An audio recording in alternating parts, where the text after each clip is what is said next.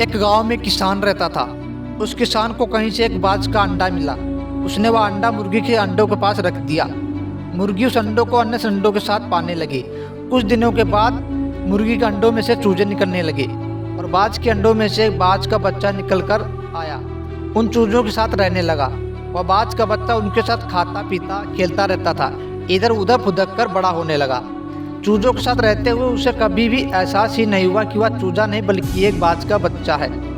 वह खुद को चूजा ही समझता था और हर काम उन्हीं की तरह करता था। जब उड़ने की बारी आई तो अन्य चूजों की देखा देखी में वह भी थोड़ी ही ऊंचाई तक उड़ा और फिर वापस जमीन पर आ जाता था।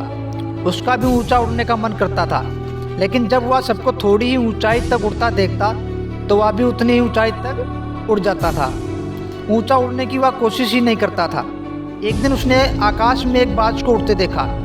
इतनी ऊंचाई पर उसने किसी पक्षी को पहली बार देखा था। उसे बड़ा आश्चर्य हुआ।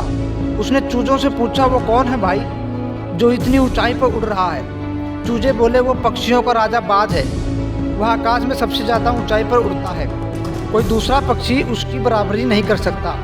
बाज का बच्चा कहता है, यदि मैं उसके जैसा उड़ना चाहूँ तो? कैसी बात करते हो भाई, मत भूलो तुम एक चूजे हो। चाहे कितनी कोशिश कर लो, बाज जितना नहीं उड़ पाओगे। इसलिए बेकार में ऊंचा उड़ने के बारे में मत सोचो।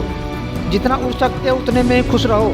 चूजे बोले, बाज के बच्चे ने यह बात मान ली और कभी ऊंचा उड़ने की कोशिश ही नहीं की। बाज होने के बावजूद भी जिंदगी भर मुर्गी के समान जीता रहा। अगर हम अपने आप को चूजे समझेंगे तो चूजे ही बनेंगे, बाज समझेंगे तो बाज ही बनेंगे। दोस्तों, अपने ज़िंदगी में बाज बने और जीवन में ऊंची उड़ान भरे।